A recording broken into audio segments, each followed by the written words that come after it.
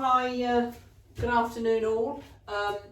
This is a bit of a mixture for me. This, in the kiln today, we're unloading some bisque that I've done, but also I had a bit of a project from a friend of mine using terracotta clay when we all got into furlough. I didn't have a wheel at home, so I basically started to hand build some terracotta bowls for her.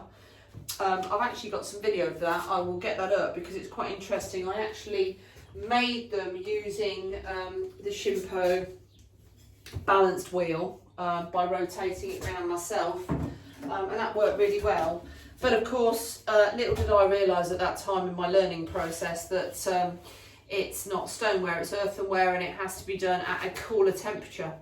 So what I've done is I did the underglaze, which I think some of you have seen the photographs, which was quite a strong colour, electric blue, but the point was we were trying to get to a dark blue colour, which I knew by placing the clear glaze over it would totally change the image.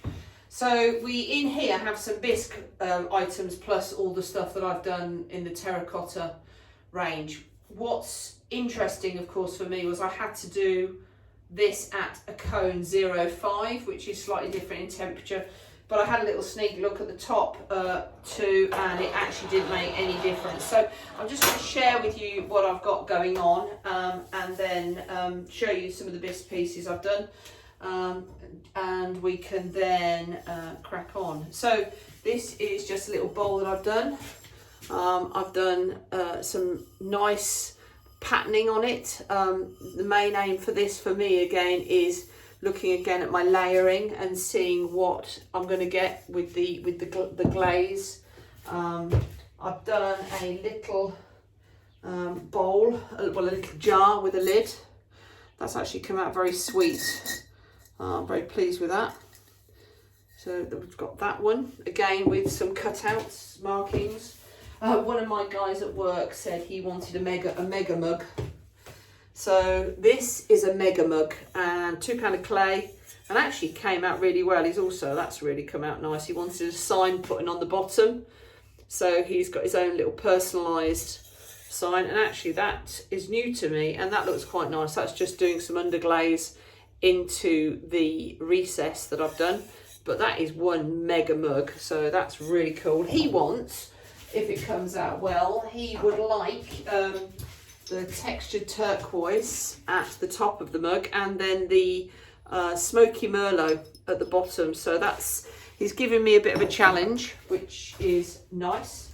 I've done some cookies, because clearly we need cookies, as we know. So I've made loads of different sizes out of some clay. This was a piece, if you watch my earlier ones, that I had a bowl stuck in and I couldn't get. In fact, I had this bowl stuck in there. I don't know if any of you remember. It was like that, and I couldn't get it out, and I actually had to take a hammer to it and tapped it slightly with a bit of heat, and it did move, but it did cause a slight crack. Now, what's interesting me at the moment is that I've been using the Mayco, how we call it? It's a clay mender, but you fix and then you rebisque. And I've got two pieces in here that I've refired, where this one is great. That's actually totally got rid of the crack. It's also not visible really. The other one that some more cookies, loads of cookies. This one as well was another one that I did as a two-part pot when I was at the pottery, and one of the pieces broke off, and that's brilliant because I can't actually physically see. Oh yes I can. It's that one that I've done with the mender. I also, I think I let it dry out too quick, did inside with the mender in the cracks, and that has worked wonderfully. So that's very good news. Now, also, what was lovely the other day is I had a commission from a lady that saw this bowl, well, one of the bowls, but this was sort of the replication that we wanted to do, and that's lovely. So her bowl is underway, and that's gone through the firing absolutely lovely, so I'm very pleased about that. Let me just put some pieces out of the way so we've got some room. Okay, so the terracotta. Now, I'm really pleased with these. This is a hand-built one. That was the colour of the underglaze. Velvet, it's an Amaco velvet underglaze, the electric blue. And that is the colour when you have the zinc-free clear earthenware glaze. It's this one here. It's the Amaco lead-free glaze over the top. I did 3 coats as it says to do, and that is how I imagine a little terracotta pot to be. So let's have a look. We've got another one that looks the same. Again, this is a hand-built one.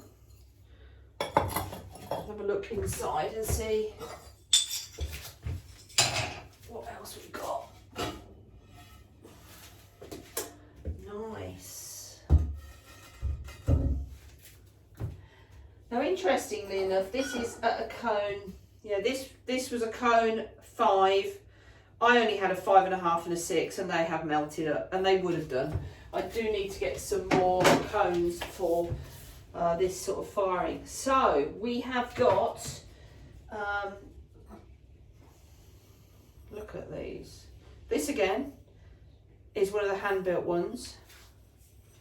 She wanted a collection of little serving bowls and ones you can put in the oven. So let me get rid of the hand-built ones, and then I'll show you. It's a bit hard to see that colour. I'm just wondering, I might throw the light on and just see if it helps us see the blue. We do get a bit of a flashing. So this and those two. So these two are hand-built little ones. These ones are the ones I did on the wheel. So very nice colour, and actually with under the light that has given us quite a nice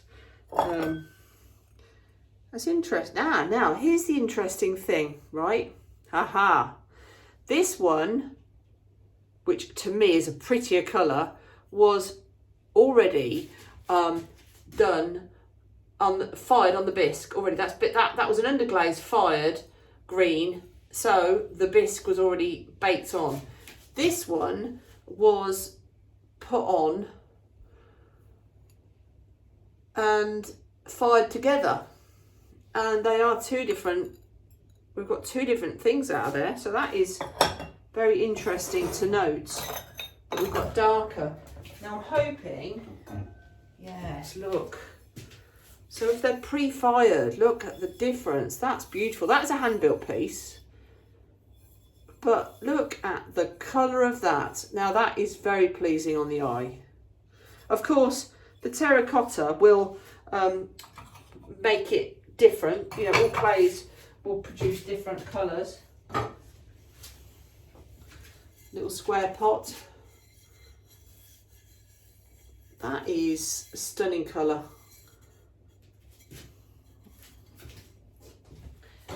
Running out of space. Then I've got another.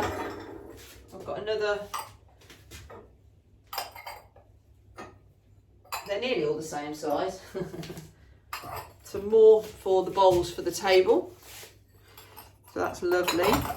And then I did one big bowl. Now I'm a little bit worried because I did touch this up. That's okay. I've got away with it. So that is a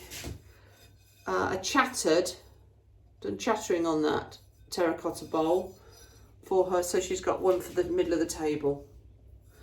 So overall, I'm absolutely pleased as punch. It's very interesting as well to see terracotta with the gloss on, with the clear gloss.